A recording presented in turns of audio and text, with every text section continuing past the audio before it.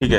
अच्छा देखिए, वर्ष 2014 में सरकार ने मेक इन इंडिया प्रोग्राम को लॉन्च किया था ताकि भारत को एक मैन्युफैक्चरिंग हब बनाया जा सके। ठीक है, मेक इन इंडिया प्रोग्राम के तहत सरकार ने कई सारे सुधार किए, तो इन सब के बारे में हम चर्चा करेंगे अगले नेक्स्ट क्लास में, क्योंकि ग्रीन इकोनॉमी में जो हमारे इंपॉर्टेंट टर्म्स हैं उनमें जो लास्ट टॉपिक है वो मेक इन इंडिया है।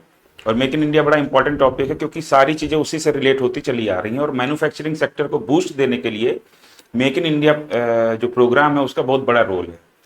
तो मेक इन इंडिया प्रोग्राम को और अधिक मजबूती देने के लिए और मैन्युफैक्चरिंग सेक्टर में और अधिक तेजी लाने के लिए, यानी कि विनिर्माण क्षेत्र में और अधिक तेजी लाने के लिए वर्ष 2020 में सरकार पीएलआई स्कीम लेकर आई, प्रोडक्शन लिंक्ड इंसेंटिव स्कीम, यानी कि जिसको हम हिंदी में कहते हैं उत्पादन आधारित प्रोत्साहन योजना।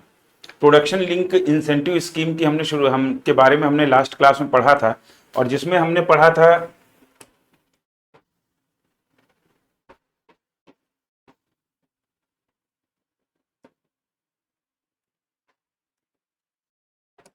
और जिसके अंतर्गत हमने पढ़ा था कि ये स्कीम क्या है। ठीक है, फिर इसके ऑब्जेक्टिव यानी उद्देश्य क्या है,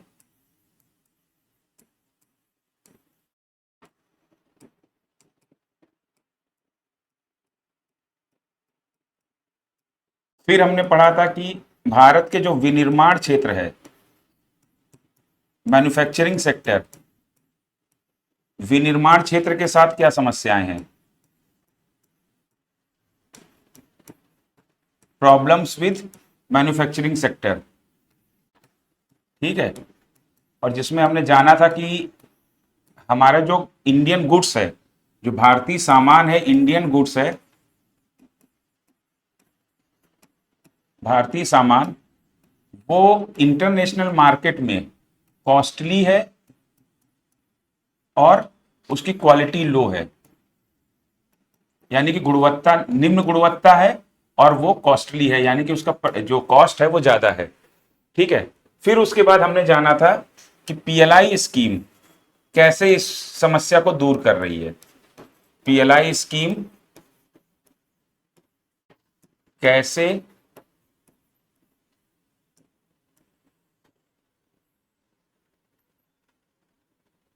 कैसे इन दोनों समस्याओं को, कि जो हमारा प्रोडक्ट कॉस्टली है और उसकी क्वालिटी कम है, इन दोनों समस्याओं को कैसे मतलब कि हैंडल कर रही है, दूर कर रही है। ठीक है, तो ये यहां तक हमने लास्ट क्लास में पढ़ लिया था। अब आज हम पढ़ेंगे कि पीएलआई स्कीम के साथ क्या प्रॉब्लम्स हैं, क्योंकि कोई भी योजना जो सरकार बनाती है शुरुआती चरण में वो एकदम परफेक्ट नहीं होती। तो उत्पादन आधारित प्रोत्साहन योजना के अंतर्गत भी कुछ खामियां हैं, तो हम उन खामियों के बारे में देखेंगे, और फिर हम ये जानेंगे कि उन खामियों को दूर करने के लिए सरकार को क्या कदम उठाने चाहिए। ठीक है, उसके बाद आज हम एक नया टॉपिक भी शुरू करेंगे जिसको हम कहेंगे एग्रो फॉरेस्ट्री। ठीक है, एग्रो फॉरेस्ट्री भी हमारा जो लास्ट मेक इन इंडिया के बाद दिया हुआ है। ठीक है, तो एग्रो फॉरेस्ट्री के बारे में हम पढ़ेंगे। देखिए यहां पर फॉरेस्ट शब्द का यूज किया गया है, या हिंदी में आप जिसको कहेंगे कृषि वनिकी। तो कृषि वनिकी में मतलब इसका मतलब ये नहीं कि जंगल की बात हो रही है या वन की बात हो रही। कुल मिला के यहां पर जो है खेती के साथ, आप इस फिगर में देख सकते हैं कि खेती के साथ साथ जो है ना पेड़ों को भी लगाया गया है। और ये पेड़ जो है ना फल देने वाले हो सकते हैं, टिम्बर यानी लकड़ी देने वाले भी हो सकते हैं, या जड़ी बूटी देने वाले पेड़ भी हो सकते हैं। तो जो भी उपयोगी पेड़ हैं, तो फसलों के साथ साथ, खेती के साथ साथ इन पेड़ों का भी कल्टीवेशन किया जा रहा है। प्लस इसके साथ साथ जो है ना एनिमल हस्बेंड्री यानी कि पशुपालन, यानी कुल मिला के अगर आप इसको कहें तो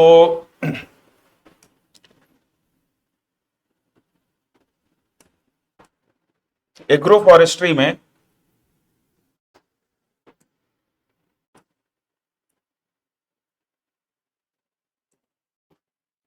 जो हम पढ़ेंगे अभी आगे, तो एग्रो फॉरेस्ट्री में एक ट्रायंगल सा बनेगा। उस ट्रायंगल के अंतर्गत,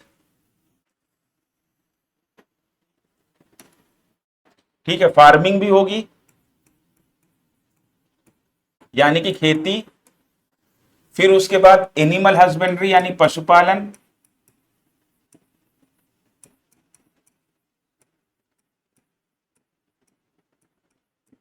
पशुपालन भी होगा, और साथ में फॉरेस्ट्री यानी कि वनिकी। और फॉरेस्ट्री शब्द जहां भी आए तो आप उसको जो है ना ये ध्यान रखिएगा कि पेड़ भी लगाए जाएंगे, फसल के साथ साथ पेड़ भी लगाए जाएंगे। ठीक है, तो इन तीनों का समामेलन जब होता है तब हम इसको कहते हैं एग्रो फॉरेस्ट्री या कृषि वनिकी। कृषि वनिकी या agro forestry.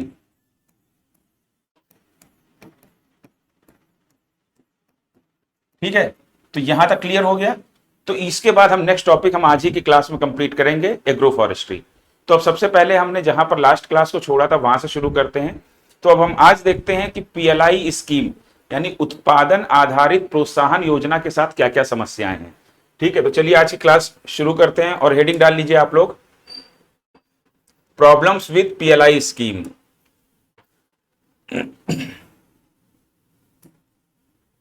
Problems with PLI scheme.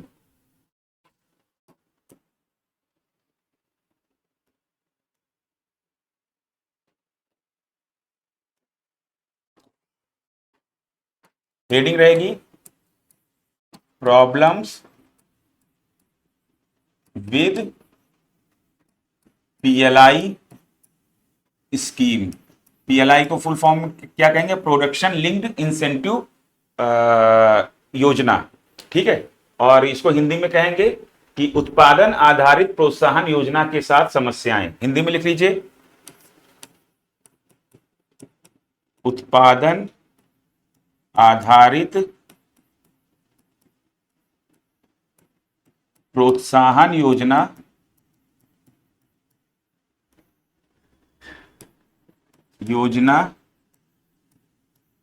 के साथ समस्याएं।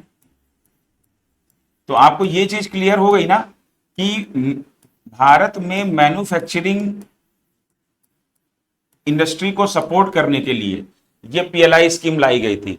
ठीक है, क्योंकि हम जो हमारी सरकार का जो विजन है वो ये है कि भारत को एक ग्लोबल मैन्युफैक्चरिंग हब के रूप में कन्वर्ट किया जाए, एक वैश्विक विनिर्माण केंद्र के रूप में कन्वर्ट किया जाए, ताकि यहां पर ज्यादा से ज्यादा उत्पादन हो, हमारा जो इंपोर्ट पर जो हमारी डिपेंडेंसी है, आयात पर जो हमारी डिपेंडेंसी है वो कम हो और हमारा इकोनॉमिक ग्रोथ हो।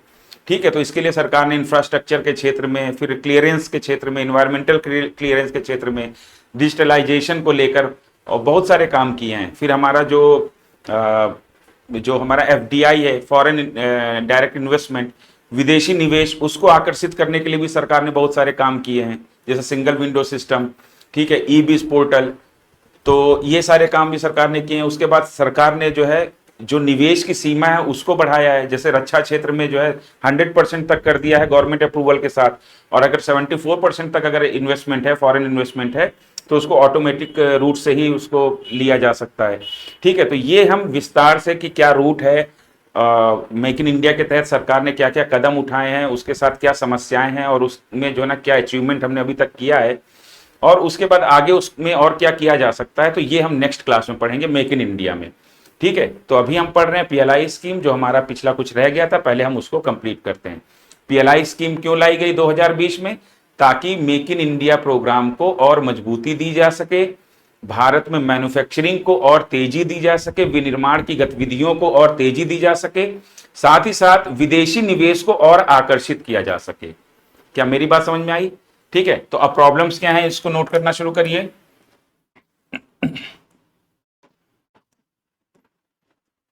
पहली समस्या तो एक जो मैंने आपको बताया था मोबाइल इशू, कि मोबाइल की असेंबलिंग पर प्रोत्साहन दिया जा रहा है, उत्पादन आधारित प्रोत्साहन दिया जा रहा है। मोबाइल और इसके कंपोनेंट्स, इसके पुर्जों की मैन्युफैक्चरिंग पे प्रोत्साहन नहीं दिया जा रहा, यानी इसकी जो मैन्युफैक्चरिंग है, विनिर्माण है, इसको पीएलआई स्कीम के तहत कवर नहीं किया गया है, बल्कि मोबाइल की असेंबलिंग को कवर किया गया है। तो एक तो पहला दोष तो यही हो गया। ठीक है, तो इसको मैंने मोबाइल इशू पीछे विस्तार से लिखा दिया है। ठीक है, तो आप उसको वहां से पढ़ लीजिएगा, और यहां पर जस्ट मैं लिख दे रहा हूं कि मोबाइल इशू। ठीक है, तो पहली प्रॉब्लम क्या है? Mobile issue. और वो इशू है क्या? PLI is to be given for manufacturing of mobiles and it's components.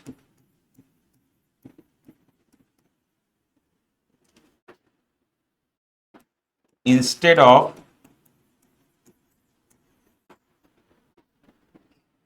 Assembling it. ठीक है, हिंदी में लिख लीजिए कि मोबाइल एवं उसके पुर्जों के विनिर्माण पर, मोबाइल एवं उसके पुर्जों के विनिर्माण पर पीएलआई यानी उत्पादन आधारित प्रोत्साहन दिया जाना चाहिए, ना कि मोबाइल की असेंबलिंग पर। ठीक है, ना कि मोबाइल की असेंबलिंग पर। हिंदी में लिख लिया, मोबाइल एवं उसके पुर्जों के विनिर्माण पर उत्पादन आधारित प्रोत्साहन दिया जाना चाहिए, ना कि मोबाइल की असेंबलिंग पर। तो पहला तो ये इशू हो गया, पहली प्रॉब्लम ये हो गई। दूसरी प्रॉब्लम क्या है?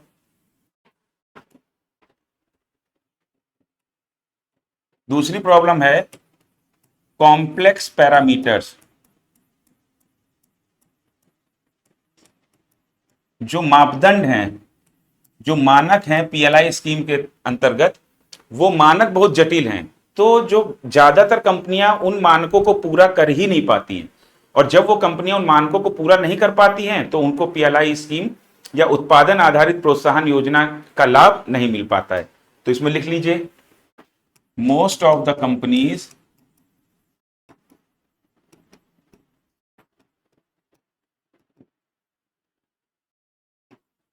do not get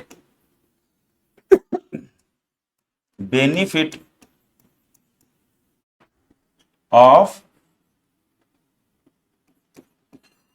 PLI scheme because they don't fulfill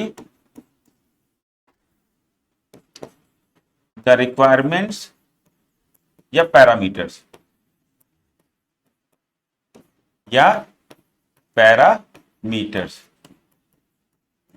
ठीक है, तो कॉम्प्लेक्स पैरामीटर यानी कि जटिल मापदंड, हिंदी में लिखिए उसको जटिल मापदंड।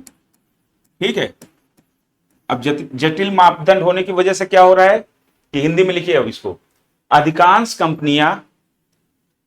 कंपनियां उत्पादन आधारित प्रोत्साहन योजना का लाभ नहीं ले पाती हैं। अधिकांश कंपनियां उत्पादन आधारित प्रोत्साहन योजना का लाभ नहीं ले पाती हैं क्योंकि वे आवश्यक मापदंडों को पूरा नहीं कर पाती हैं, क्योंकि वे कंपनियां आवश्यक मापदंडों को पूरा करने में असमर्थ रहती हैं। ठीक है, अब तीसरी प्रॉब्लम क्या है पीएलआई स्कीम के साथ?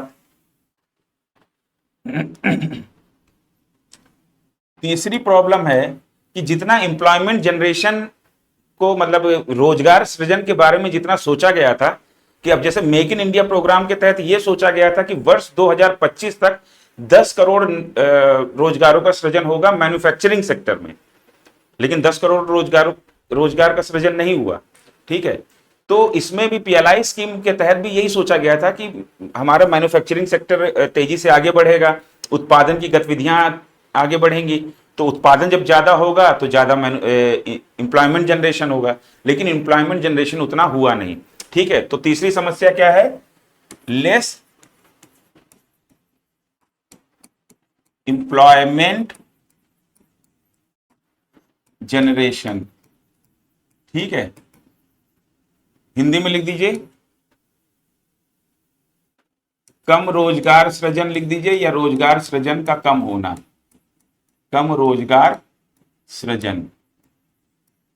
ठीक है, अब इसका कारण क्या है? इसका कारण है कि पीएलआई योजना के अंतर्गत बड़ी कंपनियों को शामिल किया गया है और बड़ी कंपनियों में ज्यादातर प्रोडक्शन एक्टिविटीज, ज्यादातर उत्पादन गतिविधियां ऑटोमेटिक तरीके से होती हैं, तो वहां पर मैन पावर की रिक्वायरमेंट कम होती है। जबकि अगर देखा जाए तो हमारा जो एमएसएमई सेक्टर है, सूक्ष्म लघु एवं मध्यम उद्योग क्षेत्र, ये सबसे ज्यादा रोजगार सघन क्षेत्र है। मतलब इंडस्ट्रीज में जो या हमारी जो एक्टिविटीज हैं, अगर एग्रीकल्चर को छोड़ दिया जाए तो एग्रीकल्चर के बाद जो सबसे ज्यादा रोजगार जो देता है वो एमएसएमई सेक्टर, जिसको हम हिंदी में कहते हैं सूक्ष्म लघु एवं मध्यम उद्योग क्षेत्र, एमएसएमई सेक्टर सबसे ज्यादा हमारा वो रोजगार देता है। और एमएसएमई सेक्टर जो है पीएलआई स्कीम के दायरे से बाहर है। और पीएलआई स्कीम के तहत केवल किसको शामिल किया गया है? केवल बड़ी कंपनियों को। और बड़ी कंपनियां, अपने कंपनियों के अंदर ज्यादातर उत्पादन गतिविधियां वो ऑटोमेटिक तरीके से होती हैं। तो एक ये भी समस्या है। ठीक है, तो लेस एम्प्लॉयमेंट जनरेशन क्यों है? Only big companies are covered under PLI scheme and production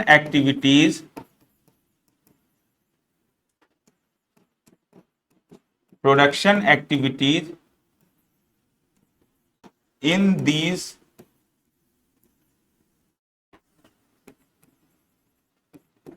companies are done through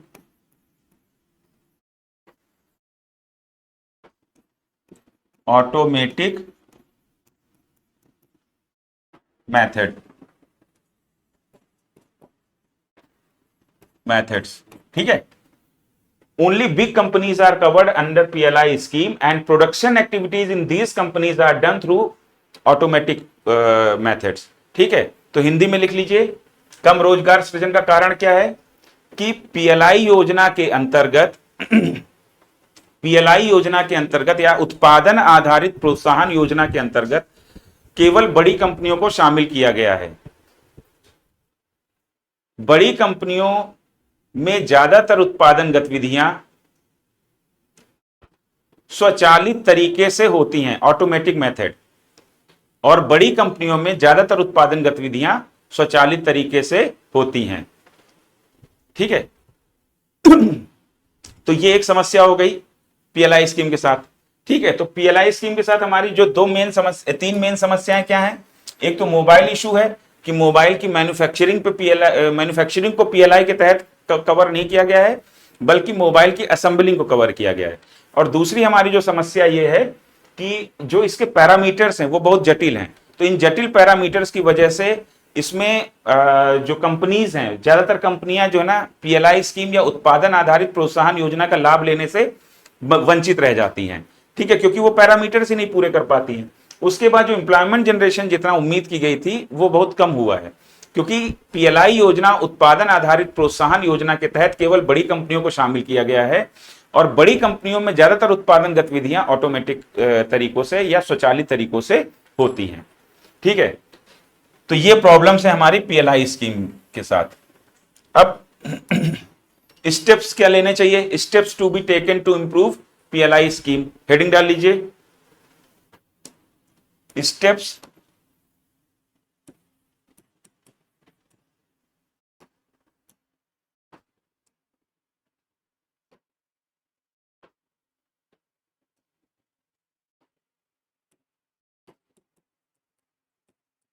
steps to be taken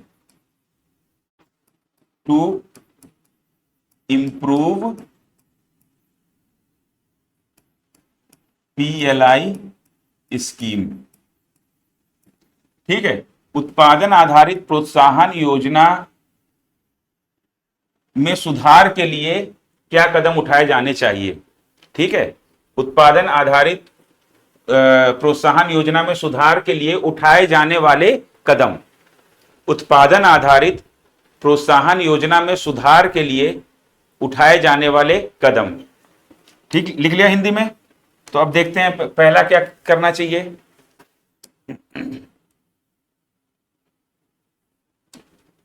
तो फर्स्ट, प्रमोट, इसको इन्वर्टेड कॉमा में लिखिए,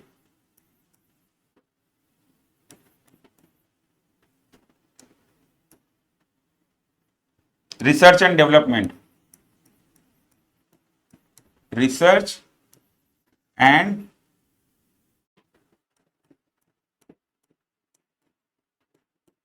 डेवलपमेंट, ठीक है, इन्वर्टेड कॉमा बंद कर दीजिए। और रिसर्च एंड डेवलपमेंट को शॉर्ट में लिखते हैं R&D, R&D, ठीक है, research and development.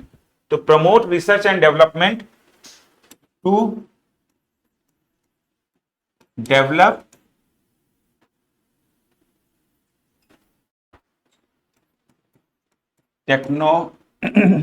To develop technologies, ठीक है, तकनीकों के विकास के लिए अनुसंधान एवं विकास को प्रोत्साहन देना। ठीक है, पहला क्या कदम उठाना चाहिए कि हमारा रिसर्च और डेवलपमेंट पे फोकस ज्यादा होना चाहिए। भारत में ये एक बहुत बड़ी समस्या है कि रिसर्च और डेवलपमेंट, अनुसंधान एवं विकास कार्यों पे, रिसर्च एंड डेवलपमेंट जो एक्टिविटीज हैं उन पे बहुत कम पैसा खर्च होता है और उन पे बहुत कम ध्यान दिया जाता है। इसीलिए हम तकनीकी रूप से पिछड़े भी हुए हैं। ठीक है, तो विकास एवं अनुसंधान कार्यों पे जो है कार्यों को और भी प्रोत्साहित करने की जरूरत है, ताकि हम तकनीकी आधार पर हम अपने आप को विकसित कर सकें। ठीक है, तो हिंदी में लिख लीजिए कि विकास एवं अनुसंधान, विकास एवं अनुसंधान, ठीक है, को बढ़ावा देना, ठीक है, ताकि या जिससे तकनीकी विकास हो सके। ठीक है, जिससे तकनीकी विकास हो सके। और दूसरा हमने देखा था कि एक तो तकनीकी रूप से हम पिछड़े हैं, फिर हमने जब देखा था कि हमारी मैन्युफैक्चरिंग कॉस्ट ज्यादा क्यों जाती है, हमारी लागत क्यों बढ़ जाती है, क्योंकि हमारा इंफ्रास्ट्रक्चर है वो इनसफिशिएंट है। ठीक है, अभी इंफ्रास्ट्रक्चर को लेकर ही पीएम गति शक्ति लाया गया है। ठीक है, जो हमारा इंडस्ट्रियल कॉरिडोर है, इंडस्ट्रियल क्लस्टर्स हैं, इनको डेवलप किया जा रहा है। पीएम गति शक्ति के तहत जो हमारे औद्योगिक केंद्र हैं उनको जो है ना कई मतलब हर तरीके के मॉडल से जोड़ा जा रहा है, कि रोड से भी जोड़ा जा रहा है, रेलवे से भी जोड़ा जा रहा है, वाटरवे से भी जोड़ा जा रहा है, पोर्ट्स डेवलप किए जा रहे हैं। ठीक है, तो और उसके बाद हाईवेज बनाए जा रहे हैं, डेडिकेटेड कॉरिडोर बनाए जा रहे हैं। ठीक है, तो ये सारे कार्य किए जा रहे हैं। तो हमारे जो इंफ्रास्ट्रक्चर प्रोजेक्ट्स हैं उनमें तेजी लाने की जरूरत है, ताकि हमारा जो बुनियादी ढांचा है वो उन्नत हो सके। जब हमारा बुनियादी ढांचा उन्नत होगा तो हमारी कनेक्टिविटी बढ़ेगी, और उसके बाद जो हमारा परिवहन है, ट्रांसपोर्टेशन है, वो इजी हो जाएगा। ठीक है, तो दूसरा हमें क्या करना चाहिए,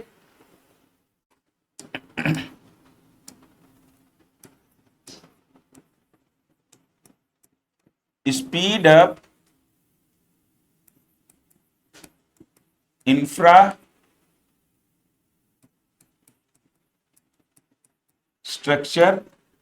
प्रोजेक्ट्स। ठीक है, हिंदी में लिख लीजिए, बुनियादी ढांचे की योजनाओं में या परियोजनाओं में तेजी लाना, बुनियादी ढांचे की परियोजनाओं में तेजी लाना। दूसरा कदम क्या उठाया जाना चाहिए कि हमारा इंफ्रास्ट्रक्चर के जो भी प्रोजेक्ट्स चल रहे हैं उनमें और तेजी लाई जाए। ठीक है, अब उसके बाद तीसरा काम क्या करना है, देखिए, अब जैसे कोई भी नई इंडस्ट्री लगनी है, कोई नया उद्योग लगना है, तो उस समय क्या है कि गवर्नमेंट का अप्रूवल और इन्वायरमेंट क्लियरेंस, ये दो चीजें हैं जो बहुत महत्वपूर्ण होती है। अब सरकार की अनुमति, और हालांकि मेक इन इंडिया प्रोग्राम के तहत सरकार ने ज्यादातर क्षेत्रों से ज्यादातर उद्योगों से लाइसेंस और परमिशन या अप्रूवल वाला जो प्रोसेस है उसको हटा दिया है। लेकिन फिर भी कई क्षेत्र हैं ऐसे जहां पर जो है ना लाइसेंस और परमिशन की जरूरत है। फिर उसके बाद क्या है कि इंडस्ट्रीज को डेवलप करने के लिए आपको लैंड या भूमि तो चाहिए ही चाहिए। तो अब भूमि अधिग्रहण भी एक समस्या है। अगर मान लीजिए कि अगर वो कहीं वन क्षेत्र में पड़ रहा है या कहीं इंटीरियर क्षेत्र में पड़ रहा है तो वहां पर इन्वायरमेंट क्लियरेंस भी लेना बहुत जरूरी है। तो जो गवर्नमेंट अप्रूवल, सरकार की अनुमति और इन्वायरमेंट क्लियरेंस, जो पर्यावरण का जो क्लियरेंस है, पर्यावरण का जिसको आप कहेंगे मंजूरी, तो पर्यावरण मंजूरी और सरकार की अनुमति से संबंधित जो समस्याएं हैं उनको दूर करने की जरूरत है। तो जब ये इससे क्या है कि शुरुआती चरण में ही अगर देरी होगी तो इससे क्या है हमारा प्रोजेक्ट डिले होगा, इंडस्ट्री देर से लगेगी, ऊपर से कोई निवेश नहीं करना चाहेगा ना आके यहाँ पर कि भाई वहां पर भारत में जाके निवेश करके क्या फायदा या इंडस्ट्री सेटअप करके क्या फायदा। वहां पर 50 झंझट हैं, इन्वायरमेंट का क्लियरेंस लो, सरकार का अप्रूवल लो, फिर इसमें ही करीब 1-1.5 साल लग जाए।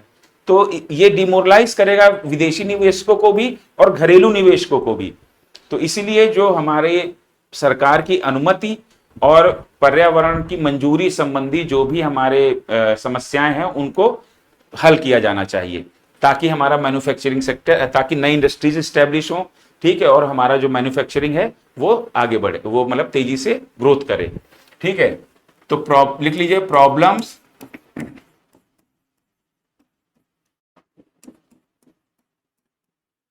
pertaining to government approval and दूसरा क्या है इन्वायरमेंट क्लियरेंस। ठीक है, बी रिजॉल्व। ठीक है, हिंदी में लिखिए, हिंदी में लिख लीजिए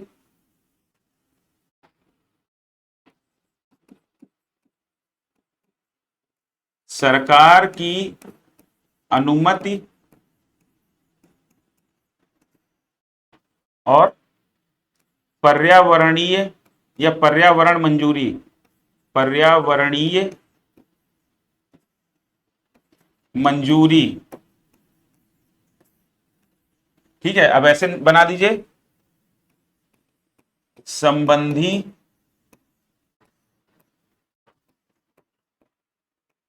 समस्याओं को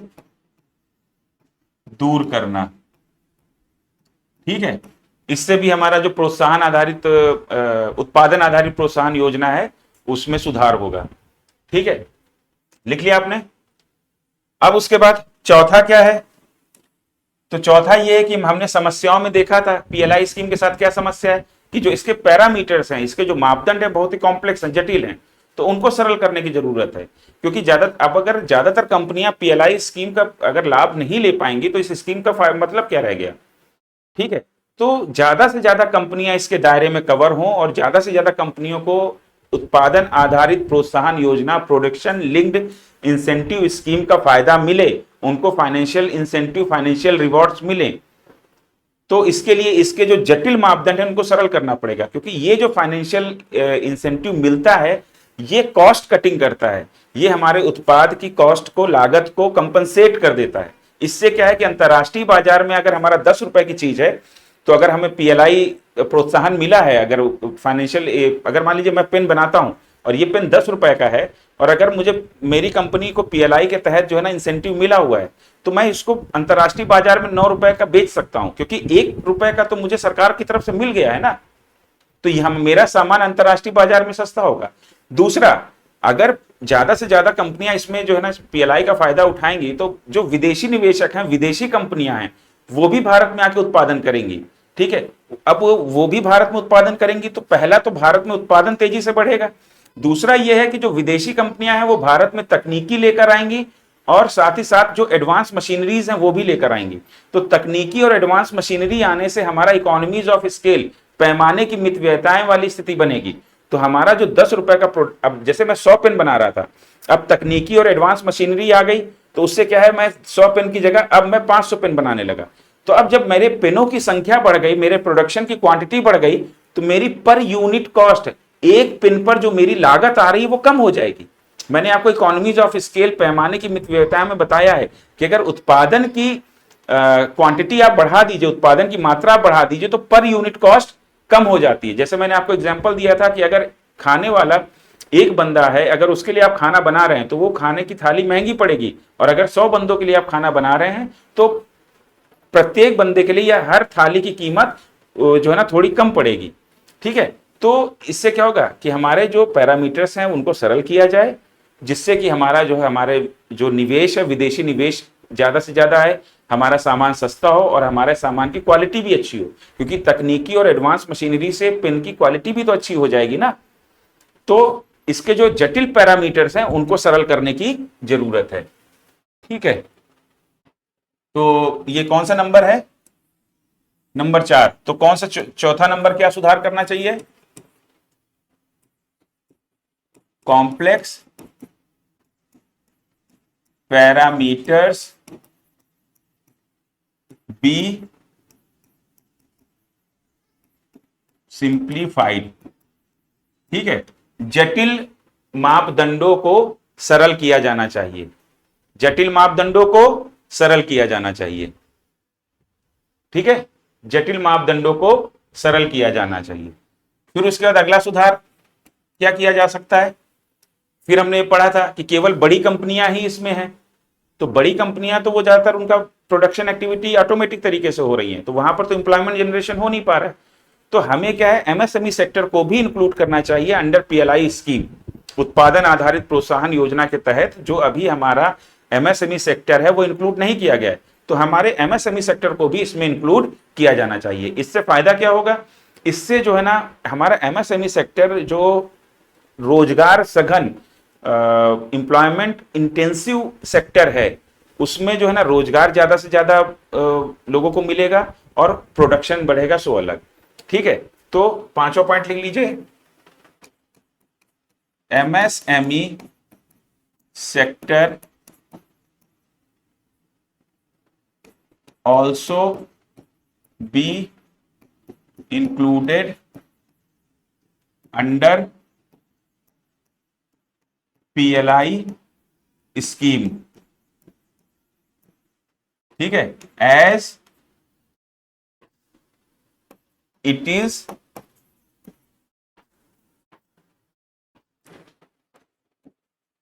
employment इंटेंसिव सेक्टर। ठीक है, तो हमारा जो हिंदी में लिखिए, सूक्ष्म लघु एवं मध्यम उद्योग क्षेत्र, सूक्ष्म लघु एवं मध्यम उद्योग क्षेत्र, सूक्ष्म लघु एवं मध्यम उद्योग क्षेत्र को भी उत्पादन आधारित प्रोत्साहन योजना के अंतर्गत, उत्पादन आधारित प्रोत्साहन योजना के अंतर्गत लाना चाहिए, क्योंकि सूक्ष्म लघु एवं मध्यम उद्योग क्षेत्र एक रोजगार सघन क्षेत्र है। क्योंकि सूक्ष्म लघु एवं मध्यम उद्योग क्षेत्र एक रोजगार सघन क्षेत्र है। क्या मेरी बात समझ में आ गई? तो ये सारे स्टेप्स हैं जो पीएलआई स्कीम के तहत, पीएलआई स्कीम को इंप्रूव करने के लिए और लिए जा सकते हैं। ठीक है, तो यहीं से हमारा जो प्रोडक्शन लिंक्ड इंसेंटिव स्कीम या उत्पादन आधारित प्रोत्साहन योजना है वो टॉपिक कंप्लीट होता है। और इस योजना को क्यों लाया गया था 2020 में? ताकि हमारा जो 2014 में मेक इन इंडिया प्रोग्राम शुरू किया गया था, जिसका उद्देश्य था भारत को ग्लोबल मैन्युफैक्चरिंग हब बनाना, तो उस प्रोग्राम के तहत जो मैन्युफैक्चरिंग एक्टिविटीज हैं उनको और तेजी से आगे बढ़ाया जा सके और मेक इन इंडिया प्रोग्राम को और मजबूती दी जा सके। क्या मेरी बात समझ में आ गई? ठीक है, अब हमारा नेक्स्ट टॉपिक है, अगला टॉपिक है एग्रो फॉरेस्ट्री। तो एग्रो फॉरेस्ट्री के बारे में मैंने आपको बताया है। ठीक है, ये है आपका एग्रो फॉरेस्ट्री, मतलब क्या हुआ? कृषि वानिकी। वनिकी का मतलब आप ये मत समझिएगा कि कोई जंगल की बात हो रही है, ठीक है। यहां पर कहने का मतलब यही है कि फसलों का और पेड़ों का एक साथ कल्टीवेशन, ठीक है। आप फिगर में देख सकते हैं कि देखिए यहां पर शायद नीचे धान की फसल है, ठीक है। अब जो भी फसल हो, लेकिन ये फसल है, और इस फसल के साथ जो है ना पेड़ भी लगाए हुए हैं, और इसी के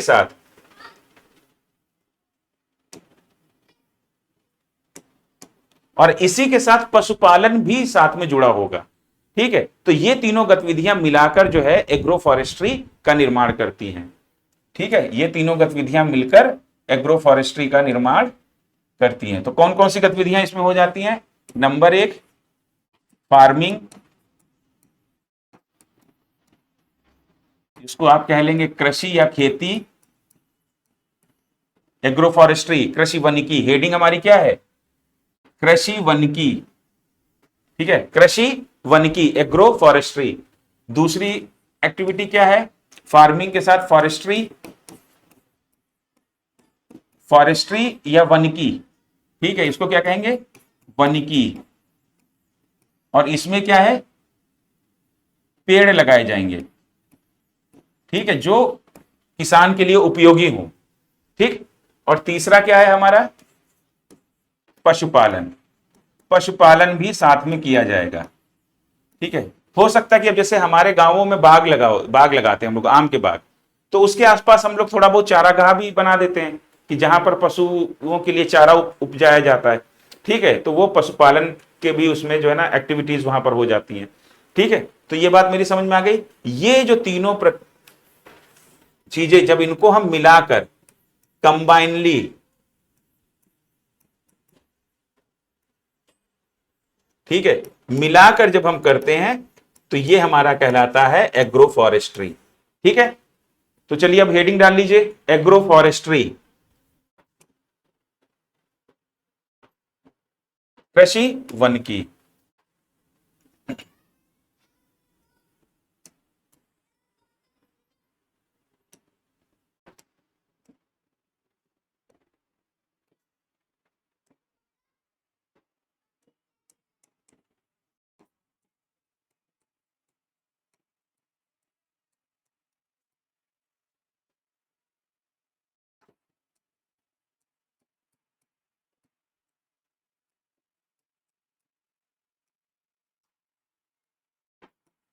ठीक है,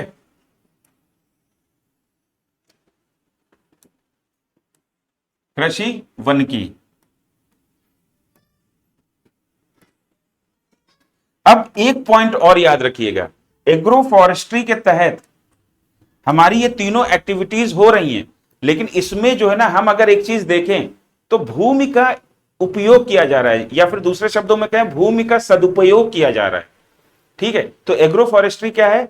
ये भूमि उपयोग की प्रणाली है, ठीक है, भूमि उपयोग का एक सिस्टम है जिसमें ये तीनों एक्टिविटीज, फार्मिंग यानी खेती, फॉरेस्ट्री यानी कि वनिकी, और एनिमल हस्बेंड्री यानी कि पशुपालन, ये तीनों एक्टिविटी जो है ना की जा रही हैं। तो भूमि को मतलब बहुत ही उचित तरीके से सदुपयोग किया जा रहा है।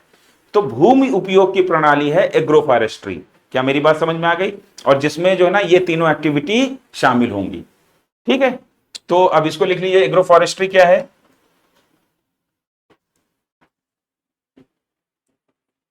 हेडिंग डाल दीजिए, agro forestry integrated use of land that combines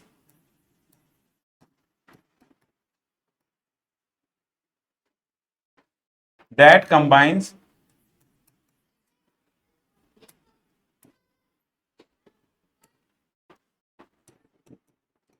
farming, forestry and animal rearing या एनिमल हस्बेंड्री, पशुपालन, animal rearing in a way that it maintains productivity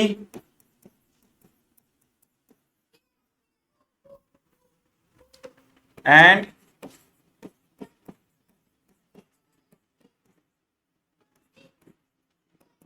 sustainability of the land. ठीक है, हिंदी में लिख लीजिए।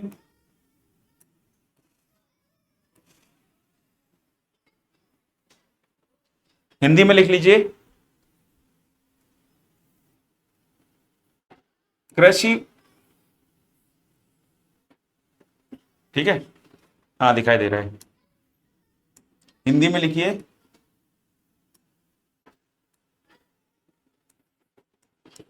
कृषि वानिकी भूमि उपयोग प्रणाली है। ध्यान रखिएगा, भूमि के उपयोग की प्रणाली, लैंड को हम किस प्रकार यूज कर रहे हैं, तो लैंड के यूज करने का सिस्टम है कृषि वानिकी, और जिसमें जो है ना ये तीनों एक्टिविटीज होती हैं, फार्मिंग यानी खेती, एनिमल हस्बेंड्री या एनिमल रेयरिंग यानी कि पशुपालन, और फॉरेस्ट्री यानी कि वनिकी। और वनिकी का मतलब यहां पर जंगल से नहीं है, या वनिकी का मतलब आप जैसे हम गांवों में अपना बाग लगाते हैं, आम का बाग हो गया, अमरूद का बाग हो गया, या फिर हमें ऐसे कुछ पेड़ लगाएं कि जिनसे हमें टिम्बर मिले, शीशम का पेड़ हो गया, नीम का पेड़ हो गया, या जड़ी बूटियों का कोई पेड़ पौधे हम लगाते हैं, तो इनका कल्टीवेशन। ठीक है, तो इन तीनों एक्टिविटीज को भूमि पर, एक ही भूमि पर एक साथ किया जा रहा है, तो ये भूमि उपयोग की प्रणाली है कृषि वानिकी। ठीक है, तो कृषि वानिकी भूमि उपयोग की प्रणाली है जिसके अंतर्गत खेती, पशुपालन एवं वनिकी को इस प्रकार मिलाकर किया जाता है, किया जाता है जिससे भूमि की उत्पादकता एवं सस्टेनेबिलिटी, स्थिरता, उत्पादकता एवं स्थिरता बनी रहे। इसे हम क्या कहते हैं, एग्रो फॉरेस्ट्री। ठीक है, इसको हम क्या कहेंगे, एग्रो फॉरेस्ट्री। क्लियर। अब देखिए, एग्रो फॉरेस्ट्री के कितने प्रकार होते हैं, इसको समझने से पहले हम एक शब्द समझ लेते हैं, सिल्वीकल्चर। ठीक है, अब सिल्वीकल्चर एक शब्द है, उसको समझ लेते हैं, जिसको हम कहते हैं जंगल विज्ञान। क्योंकि एग्रो फॉरेस्ट्री या कृषि वनिकी के जो प्रकार हैं उसमें सिल्वी शब्द का यूज किया गया है। तो सिल्वी शब्द का मैंने मीनिंग काफी ढूंढा लेकिन मुझे मिला नहीं, लेकिन सिल्वी कल्चर को जब मैंने कंबाइनली देखा तो हिंदी में उसका अर्थ मिला जंगल विज्ञान। तो हम सिल्वी कल्चर क्या होता है सबसे पहले इसको समझ लेते हैं, तो नोट डाल के इसको आप लिख लीजिए। ठीक है, नोट। ठीक है, हेडिंग डाल दीजिए, सिल्वी कल्चर। ठीक है, सिल्वी को SILVI, सिल्वी कल्चर, और हिंदी में लिखिए जंगल विज्ञान। ठीक है, जंगल विज्ञान।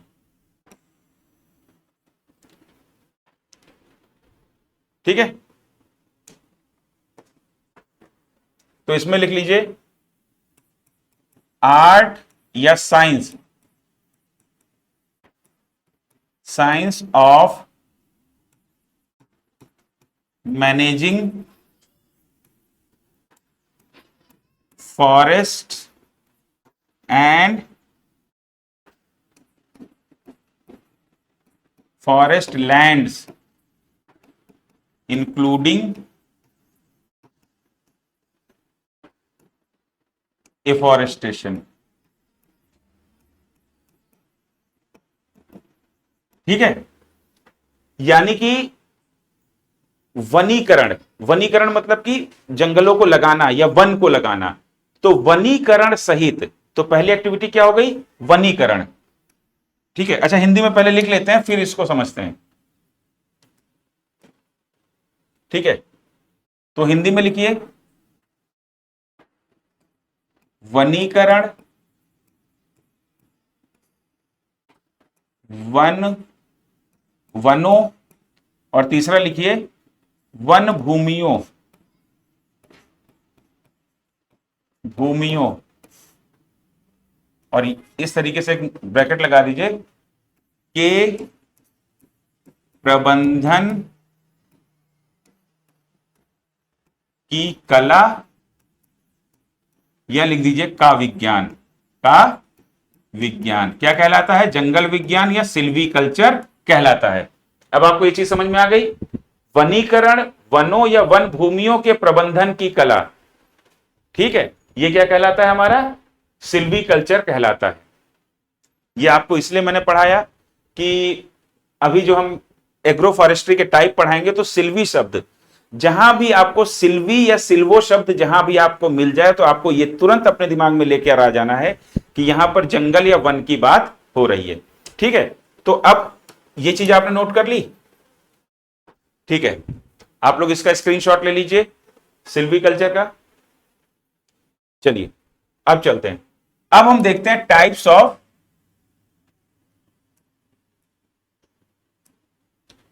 Of agro forestry. ठीक है, तो एग्रो फॉरेस्ट्री के टाइप्स हिंदी में डाल दीजिए, एग्रो फॉरेस्ट्री या कृषि वनिकी के प्रकार, टाइप्स ऑफ एग्रो फॉरेस्ट्री, कृषि वनिकी के प्रकार। तो पहला प्रकार क्या है,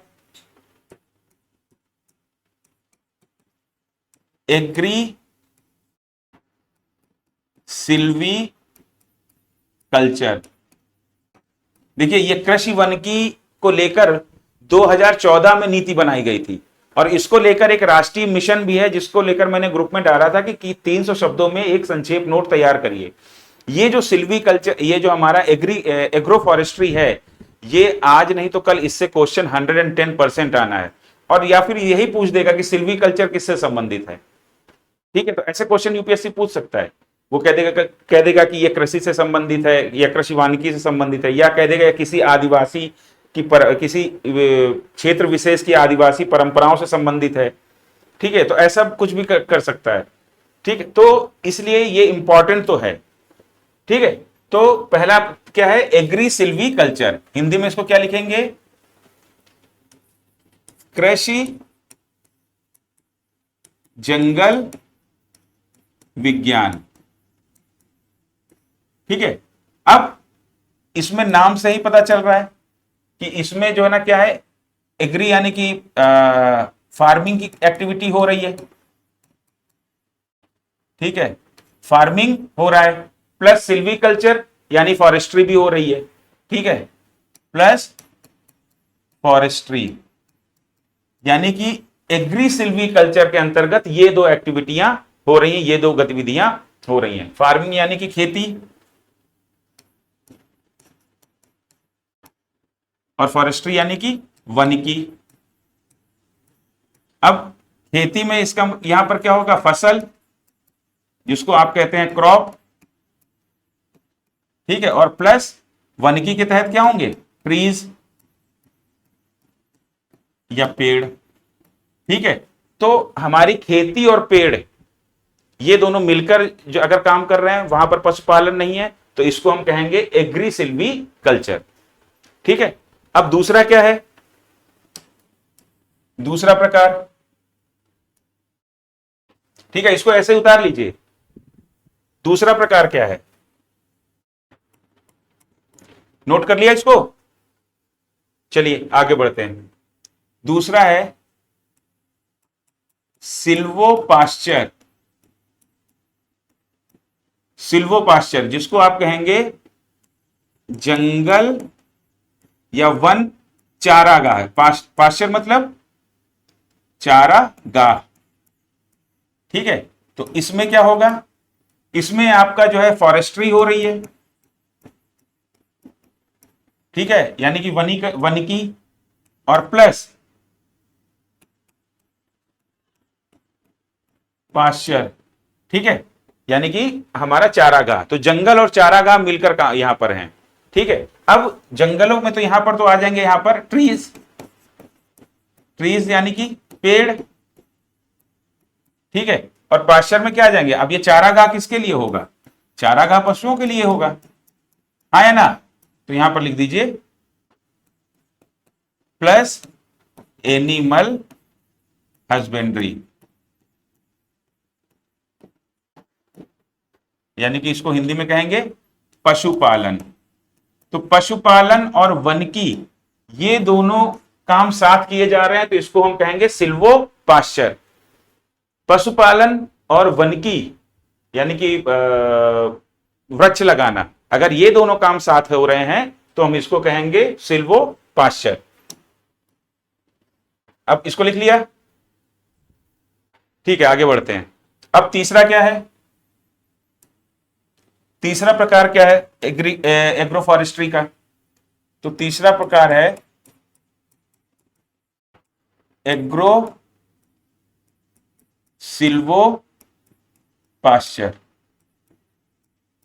ठीक है, इसको लिख दीजिए कृषि जंगल या वन चारागाह। ठीक है, कृषि जंगल चारागाह। अब इसमें कौन सी एक्टिविटी होंगी? तो इसमें एक तो एग्रीकल्चर यानी फार्मिंग हो रही है, प्लस क्या हो रहा है? प्लस आपका फॉरेस्ट्री भी हो रही है, क्योंकि सिल्वो शब्द आ गया है। फॉरेस्ट्री यानी कि वन की, यानी पेड़ लगाए जा रहे हैं, तो खेती हो रही है, पेड़ लगाए जा रहे हैं, प्लस चारागाह भी है, पाश्चर। तो चारागाह भी है, तो यहां पर ये लिख देंगे फॉरेस्ट्री प्लस एनिमल हस्बेंड्री।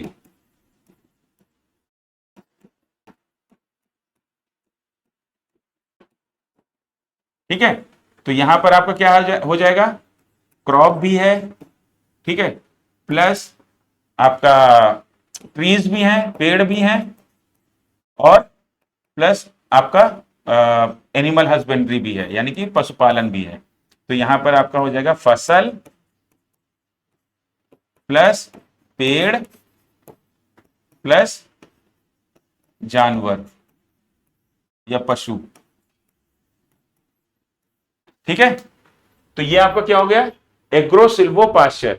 इसमें तीनों गतिविधियां होती हैं, खेती भी हो रही है, पेड़ भी लगाए जा रहे हैं, और पशुपालन भी हो रहे हैं। तो एक ही भूमि के टुकड़े पर तीनों गतिविधियां हो रही हैं। क्या मेरी बात क्लियर हो गई? ठीक है, एक बार ऊपर से देख लेते हैं। देखिए, पहला प्रकार एग्रो फॉरेस्ट्री का है एग्री सिल्वीकल्चर। ठीक है, कृषि जंगल विज्ञान। तो इसमें भूमि के एक टुकड़े पर खेती भी हो रही है और पेड़ भी लगाए जा रहे हैं। ठीक है, तो यह कहलाता है कृषि जंगल विज्ञान या एग्री सिल्वी कल्चर। दूसरा हमारा है सिल्वो पाश्चर।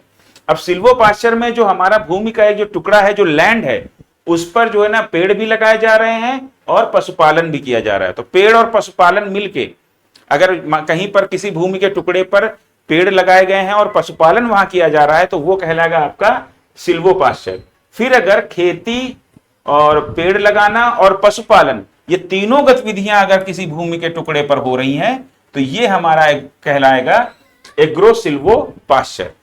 ठीक है, अब उसके बाद जो हमारा चौथा प्रकार और लास्ट प्रकार है एग्रो फॉरेस्ट्री का, वो है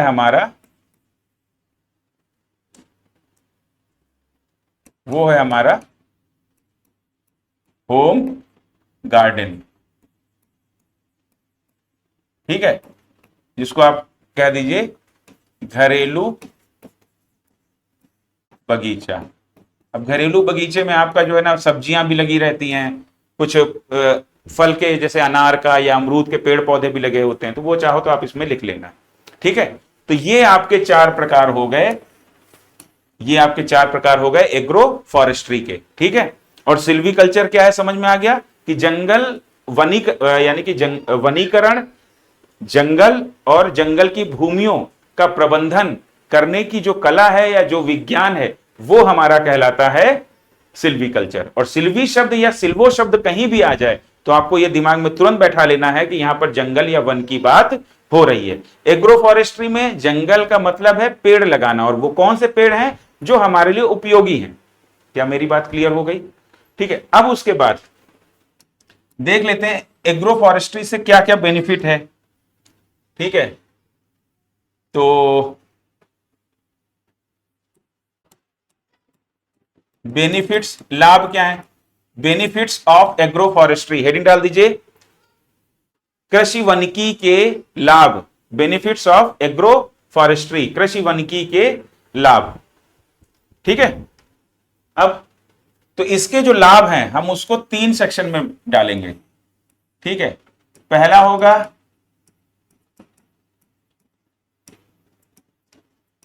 इन्वायरमेंटल, ठीक है, यानी पर्यावरणीय लाभ। दूसरा होगा इकोनॉमिकल या आर्थिक लाभ, या इकोनॉमिक भी लिख सकते हैं आप, इसको इकोनॉमिक ही लिख दो आप। ठीक है, आर्थिक लाभ। और तीसरा होगा सोशल, यानी सामाजिक लाभ। तो ये कौन सा? पर्यावरणीय लाभ, पर्यावरणीय लाभ, आर्थिक लाभ, और उसके बाद सामाजिक लाभ, सामाजिक लाभ। ठीक है, तो कृषि वानिकी के ये लाभ हमें देखना है। तो सबसे पहले इन्वायरमेंटल या पर्यावरणीय लाभ क्या होगा देख लेते हैं। ठीक है, तो इस तरह लिख दीजिए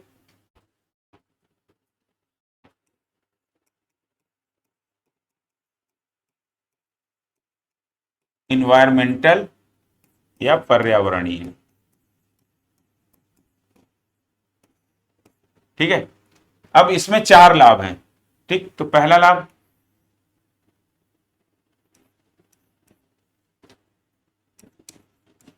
रिड्यूस सॉइल इरोजन, रिड्यूसेस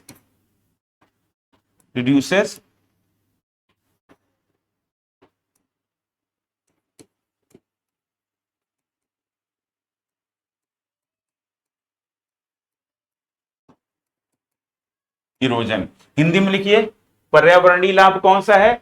मृदा अपरदन को कम करता है, मृदा अपरदन, अपरदन को कम करता है, कृषि वन की कम करती है, कृषि वन की मृदा अपरदन को कम करती है, रिड्यूसेस सॉइल इरोजन। दूसरा लाभ क्या है? Increases carbon sink.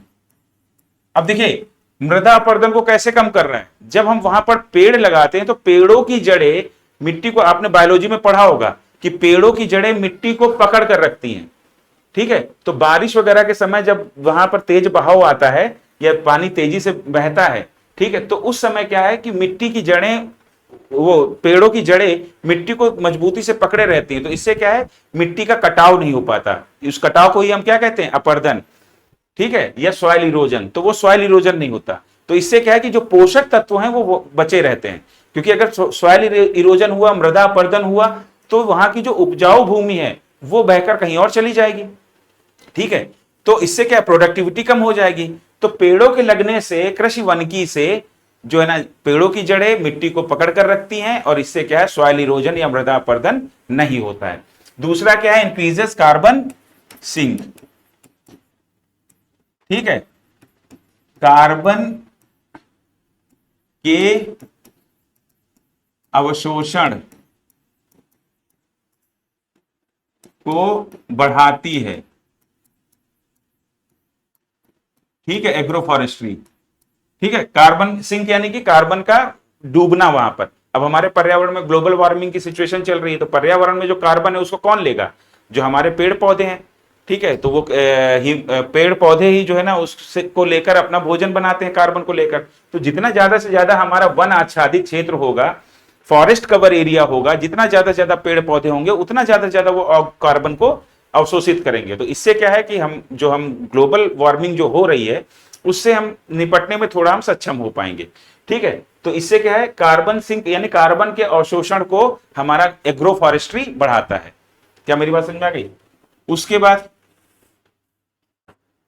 फिर तीसरा हमारा क्या करता है, जो एग्रो फॉरेस्ट्री है वो जल को संरक्षित करता है और प्लस जैव विविधता को भी संरक्षित करता है। क्योंकि जब आप पेड़ पौधे लगाते हैं तो पेड़ पौधे इतने आसपास जब लगने के बाद तो वहां पर चिड़ियों को घोंसला बनाने के लिए जगह मिल जाती है, पशुओं को वहां पर छाया मिलती है, ठीक है। फिर फलों से और फूलों से पशु आकर्षित होते हैं, पक्षी आकर्षित होते हैं, ठीक है। तो इस तरीके से वहां पर जो हैबिटेट है, जो बायोडायवर्सिटी है, वो वहां पर जो है ना मेंटेन रहती है, कंजर्व होती है, संरक्षित होती है, ठीक है। तो कृषि वानिकी से क्या होता है, कंजर्वेशन ऑफ, क्या है, वाटर एंड बायोडाइवर्सिटी, ठीक है। इन्वायरमेंटल जो हमारा पर्यावरणीय जो लाभ हैं वो कौन कौन से हैं? अब जल संरक्षण कैसे, कि पेड़ों की जड़ें जो है ना वो जल को अवशोषित करती हैं, ठीक है। तो इससे क्या जल संरक्षण भी होता है। ऊपर से जो पेड़ जो होते हैं, जो वन होते हैं, वो पानी के बहाव को धीमा करते हैं। अगर तेजी से पानी बह के निकल जाएगा तो वहां पर पानी अवशोषित ही कहां हुआ, लेकिन वन उस बहाव को धीमा करते हैं, पानी को रोकते हैं, जिससे क्या है कि उस क्षेत्र में पानी जो है ना जमीन में अवशोषित होता है, तो इसका कंजर्वेशन, संरक्षण हो जाता है जल का। क्या मेरी बात समझ में आई? और उसके बाद चौथा लाभ क्या है, पर्यावरणीय लाभ? चौथा लाभ है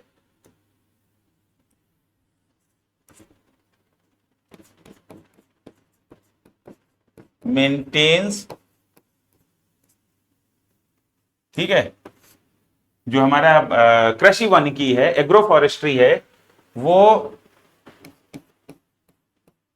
प्रोडक्टिविटी एंड सस्टेनेबिलिटी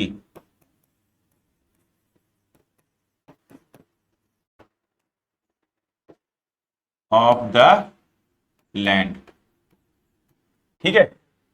तो हिंदी में शायद मैंने नहीं लिखवाया, तो हिंदी में लिखिए, ठीक है। पर्यावरणीय लाभ में जल एवं, इसको ऐसे लिखेंगे, इसको आप ऐसे लिख लेंगे,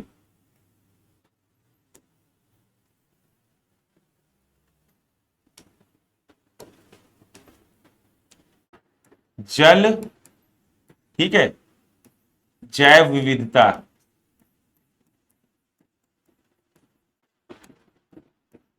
और इस ऐसे निशान बना के का संरक्षण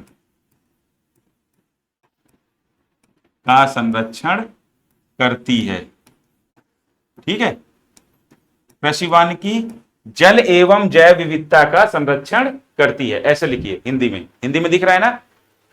अब उसके बाद यहां पर लिखिए मेंटेन्स प्रोडक्टिविटी एंड सस्टेनेबिलिटी, तो इसको लिखेंगे, ऊपर लिख लिया ना, ठीक है। यहां तक स्क्रीनशॉट लेना हो ले लीजिए। चलिए, अब उसके बाद इसको हिंदी में क्या लिखेंगे, मेंटेन्स प्रोडक्टिविटी एंड सस्टेनेबिलिटी। तो भूमि की उत्पादकता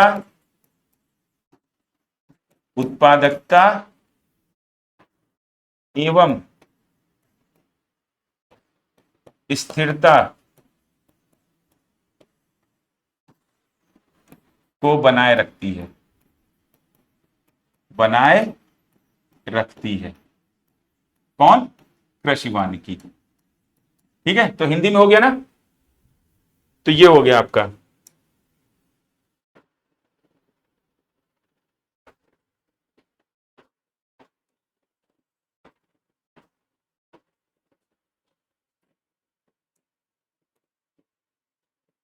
हाँ।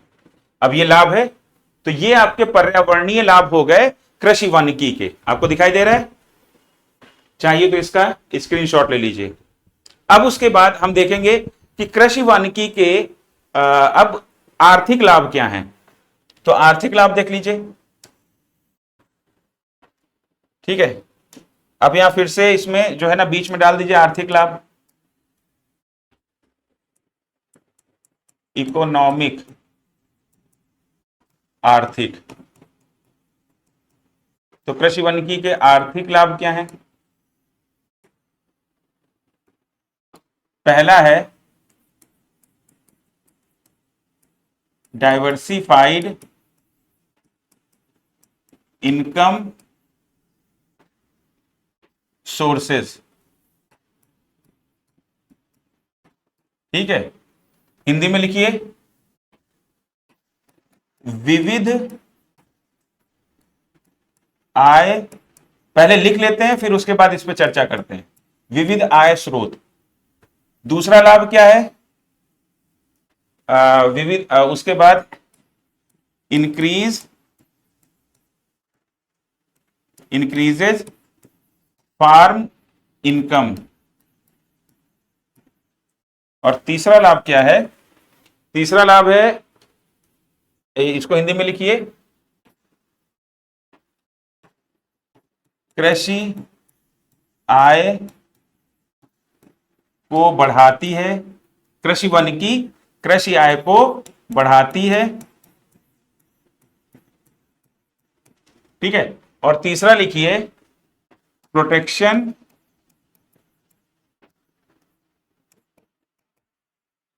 फ्रॉम मार्केट रिस्क, ठीक है। बाजार जोखिमों से सुरक्षा प्रदान करती है। कृषि वानिकी बाजार जोखिमों से सुरक्षा प्रदान करती है, ठीक है। अब ये पहले तो आप इसको स्क्रीनशॉट लीजिए या लिख लीजिए, ठीक है। जस्ट 3 सेकंड दे रहा हूं, 1 2 3, ठीक है। अब चलिए चर्चा कर लेते हैं। देखिए, जब आप पेड़ भी लगा रहे हैं, पशुपालन भी कर रहे हैं और उसके बाद आप खेती भी कर रहे हैं, तो आपके कई सारे आय के स्रोत हो गए कि नहीं हो गए? क्योंकि पेड़ों से आपको लकड़ी मिलेगी या फल फूल मिलेंगे, आप उनसे भी इनकम करेंगे। फिर उसके बाद खेती से जो आपकी फसल होगी उससे भी आप इनकम करेंगे। पशुपालन से जो आपका जो पशुओं का दूध या पशुओं से अन्य जो प्रोडक्ट उत्पाद हमें मिलते हैं, तो आप उनका भी व्यवसाय करेंगे। तो इस तरीके से आपके जो आय के स्रोत जो है ना वो बढ़ जाएंगे। पहली चीज तो ये हो गई। दूसरी चीज क्या है? फार्म इनकम बढ़ जाएगी, यानी कि कृषि आय बढ़ जाएगी। अब सवाल ये उठता, कृषि आय कैसे बढ़ जाएगी? तो भाई देखिए, जब वहां पर भूमि की उत्पादकता बनी रहेगी और जो है वहां पर जल संरक्षण होगा, तो यानी कि पानी की कमी नहीं है फसल को, और फसल जो भूमि है उसकी उत्पादकता भी बरकरार है। प्लस पशुपालन से पशुओं का जो वेस्ट होता है, जो गोबर होता है, वो हमारी भूमि को और उपजाऊ बनाता है। प्लस जो खेतों से पत्ते गिरते हैं या लकड़ियां गिरती हैं, तो वो सब सड़ के जो है ना वहां की जो मिट्टी को और उपजाऊ बनाती हैं। तो इससे क्या है कि मिट्टी की प्रोडक्टिविटी बनी रहती, तो उत्पादन क्या होगा? सामान्य भूमि की तुलना में उत्पादन ज्यादा होगा। तो इससे क्या है, आपकी जो फार्म इनकम है, कृषि आय बढ़ती है। अच्छा, दूसरा एक चीज और है, कृषि के अंतर्गत एग्रीकल्चर प्लस एलाइड एक्टिविटीज ऐसे कहा जाता है, कृषि एवं संबंधित गतिविधियां। तो संबंधित गतिविधियों में तो आपका पशुपालन भी तो है, और वृक्ष कल्टीवेशन ऑफ ट्रीज भी तो है, वृक्षों की खेती। तो इस तरीके से आपका जो खेती से जो आय है वो बढ़ेगी। उसके बाद क्या है कि प्रोटेक्शन फ्रॉम मार्केट रिस्क। तो मार्केट रिस्क से सुरक्षा प्रदान करती है एग्रो फॉरेस्ट्री। तो सबसे पहले हमें यह जानना जरूरी है कि मार्केट रिस्क रिस्क होता क्या है, या बाजार जोखिम क्या होता है, ठीक है। तो बाजार जोखिम क्या होता है पहले ये देख लेते हैं, ठीक है। Potential of financial loss due to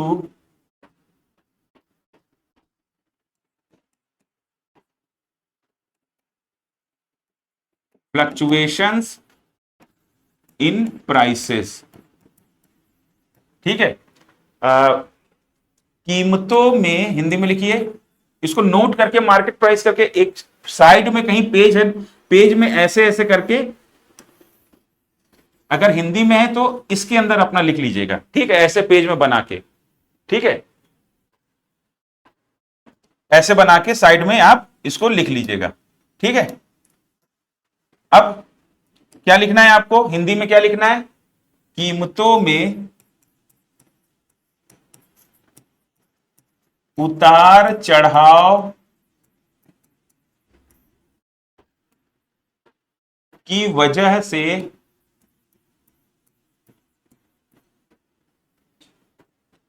वित्तीय नुकसान की संभावना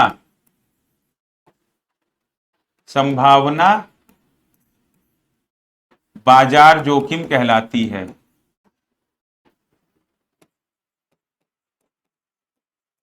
जोखिम कहलाती है। तो अब बाजार जोखिम क्या है, अब जैसे क्या है कि अगर आप सिर्फ खेती कर रहा है किसान, तो खेती पर ही अगर निर्भर है, तो कई बार हम देखते हैं कि किसान अपना पूरा का पूरा प्याज या पूरा का पूरा टमाटर सड़क पर फेंक कर आ गया। क्यों? क्योंकि उसको कीमत नहीं मिल रही। अब उसकी लागत है 3 रुपए प्रति किलो के हिसाब से, और मान लीजिए उसको कीमत मिल रही 2 रुपए प्रति किलो, तो ऐसे में किसान भी गुस्सा कर जो है ना, सामान, आपने कई बार न्यूज में पढ़ा होगा कि किसान ने अपना सारा का सारा टमाटर वहां पर सड़क पे फेंक दिया। ठीक है, तो ये क्या, कीमतें इतनी डाउन हो गई कि उसका नुकसान हो गया। अब यहां पर सुरक्षा कैसे मिल रही है, क्योंकि यहां पर इनकम का केवल एक ही स्रोत नहीं है ना, यहां पर आप पशुपालन भी कर रहे हैं, तो पशुपालन के जरिए जो आपकी इनकम आप जनरेट कर सकते हैं वो भी आप कर रहे हैं। उसके बाद आप जो है ना वनिकी या यानी कि पेड़ों के माध्यम से भी आप जो इनकम जनरेट कर सकते हैं, कि पेड़ों के फलों को बेचकर या पेड़ों की लकड़ी बेचकर, ठीक है, या अन्य कोई प्रोडक्ट है पेड़ों से, तो वो उत्पाद बेचकर भी आप अपनी आय कर सकते हैं। तो यहां पर आय के आपके कई सारे स्रोत हैं। तो कई सारे स्रोत होने की वजह से आप जो है ना बाजार जोखिमों से बचे रहते हैं।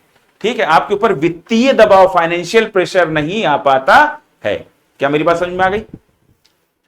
ठीक है, तो ये हो गए आपके आर्थिक।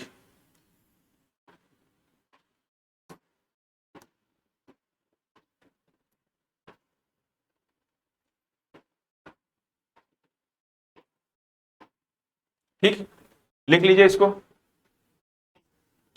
ठीक है, तो इसका स्क्रीनशॉट ले लीजिए या लिख लीजिए।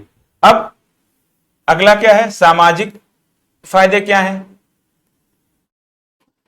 ठीक है, अगला क्या है, एग्रो फॉरेस्ट्री के सामाजिक फायदे या सोशल बेनिफिट्स, सोशल या सामाजिक। ठीक है, तो सोशल बेनिफिट्स क्या हैं? पहला,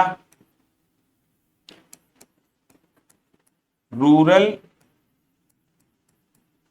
एम्प्लॉयमेंट जनरेशन। ठीक है, हिंदी में लिखिए, ग्रामीण रोजगार सृजन।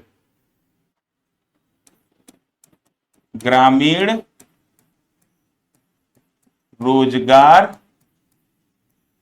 सृजन, रूरल एम्प्लॉयमेंट जनरेशन। दूसरा सामाजिक फायदा क्या है? दूसरा है आपका इंक्रीज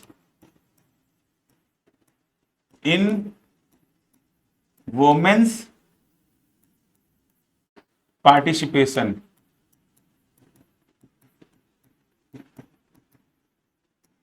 ठीक है, ये इन्वर्टेड कामा लगा है, और वोमन का फुल जो मतलब जब बहुत सारी औरतों की बात हो रही है तो वहां पर WOMEN, विमन कहते हैं। ठीक है, तो विमेंस पार्टिसिपेशन, महिलाओं की भागीदारी में वृद्धि। जब कार्य बढ़ेगा, एक्टिविटीज बढ़ेंगी, तो महिलाओं की भागीदारी भी बढ़ेगी, और महिलाओं की भागीदारी बढ़ना अच्छी बात है, क्योंकि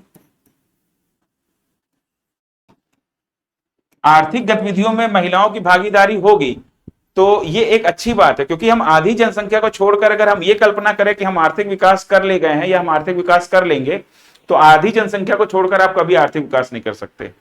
महिलाओं को लेकर इंसान को इस चीज को समझना होगा कि वो बैकबोन है, ठीक है। उनके बिना ना आप आर्थिक विकास कर सकते हैं, ना आपका जीवन सुंदर होगा, ना आपके जीवन में सृजन होगा, ना आपके जीवन में कोई रस होगा, ठीक है। सौंदर्य, सुंदरता, सृजन, संस्कृति, संस्कार, समृद्धि, ठीक है, शालीनता, ये सारे मतलब और भी जितने भी गुण हैं तो इनको आप जोड़ के कह सकते हैं, ठीक है। तो महिलाओं की भागीदारी आर्थिक गतिविधियों में बहुत जरूरी होती है। तो एग्रो फॉरेस्ट्री में हम देख रहे हैं, कृषि वानिकी में हम देख रहे हैं कि महिलाओं की भागीदारी में वृद्धि हो रही है। अभी मैं पढ़ाने गया था पूर्वांचल में, तो वहां महिलाओं को लेकर, लड़कियों को लेकर इतना दोगलेपन की सोच है कई लोगों के अंदर, मतलब सभी के अंदर नहीं लेकिन कई लोगों के अंदर इतने दोगलेपन की सोच है कि मतलब बहुत ही शर्मिंदगी वाली बात है कि पढ़ाना ही नहीं चाहते बच्चों को। अब ऐसा लगता है कि उस लड़की ने आके, अगर वो कोई लड़की पैदा हुई है तो ऐसा लगता है कि उस लड़की ने आके मतलब कि एप्लीकेशन दी थी कि हमको पैदा कर लो। अरे भैया, उसने एप्लीकेशन नहीं दी थी कि हमको पैदा कर लो, आपने उसे पैदा किया है। तो एक अच्छे जीवन की आधारशिला देना, एक अच्छे जीवन का बेस देना, वो भी आपकी जिम्मेदारी है।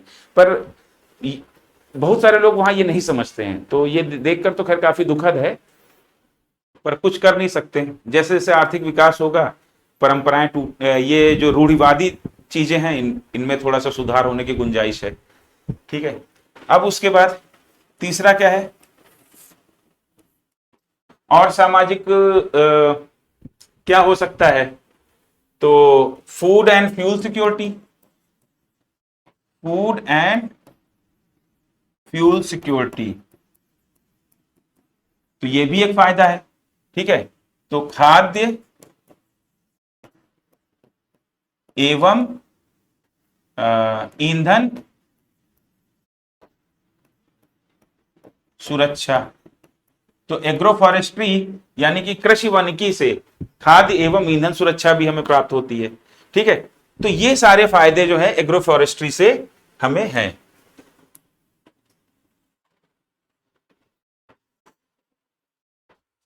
ठीक है। तो एग्रो फॉरेस्ट्री से हमें ये सारे फायदे हैं। कौन कौन से हैं? पर्यावरणीय फायदे हैं, फिर उसके बाद आर्थिक फायदे, और फिर हमने देखा सामाजिक फायदे, ठीक है। तो एग्रो फॉरेस्ट्री के हमने प्रकार भी देख लिए। तो एग्रो फॉरेस्ट्री का टॉपिक यहां पर कंप्लीट हो गया। एक होमवर्क मैं देता हूं, नेशनल एग्रो फॉरेस्ट्री मिशन करके, ये जो है ना सरकार ने शुरुआत की थी, और एग्रो फॉरेस्ट्री पॉलिसी सरकार लेकर आई थी वर्ष 2014 में। तो उसके लिए आप लोग एक 300 शब्दों का एक नोट तैयार करिएगा, ठीक है। तो यहां पर आपका एग्रो फॉरेस्ट्री खत्म होता है और हमारा पीएलआई स्कीम भी हमने कंप्लीट कर दिया।